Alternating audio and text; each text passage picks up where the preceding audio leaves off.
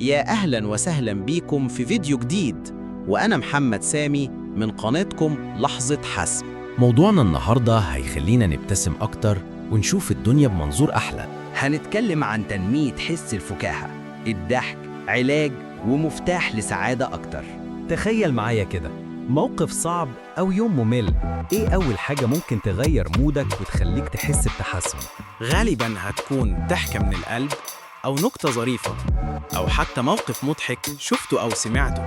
الضحك مش مجرد رد فعل على حاجة مضحكة، ده ليه فوائد صحية ونفسية كتير جدا.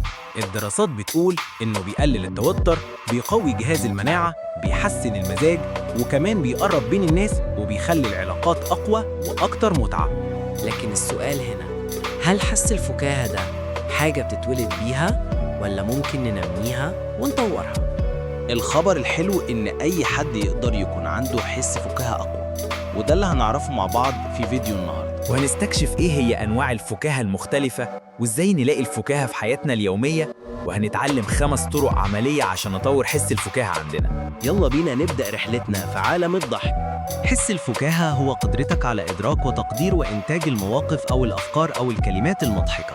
هو النظرة المختلفة للأمور اللي بتخلينا نشوف الجانب المضحك أو الغريب في الحياة. ليه بنضحك؟ نظرية التفوق. بنضحك لما بنشوف حد تاني بيغلط أو بيكون في موقف محرج، وده بيدينا إحساس بالتفوق. نظرية الارتياح. بنضحك لما بنلاقي طريقة غير متوقعة أو مضحكة عشان نتعامل مع التوتر أو القلق. نظرية عدم التطابق. بنضحك لما بنلاقي حاجة غير متوقعة أو غير منطقية أو فيها مفارقة. الأهم من النظريات دي كلها إن الضحك في حد ذاته شعور إيجابي بيرتبط بالمتعة والانبساط. ليه تنمية حس الفكاهة مهمة في حياتنا؟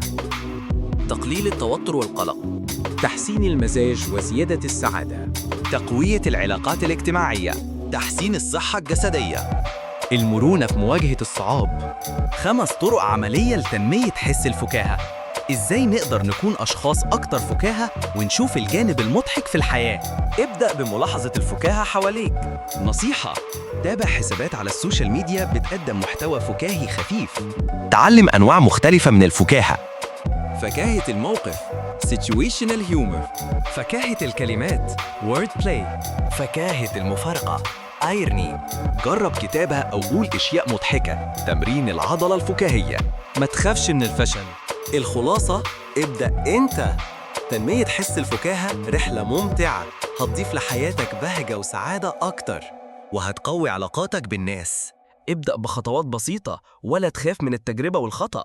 الأهم إنك تستمتع بالعملية وتلاقي الفكاهة في كل مكان حواليك. لو عجبتكم الحلقة ما تنسوش تعملوا لايك وشير مع أصحابكم اللي محتاجين شوية ضحك في حياتهم.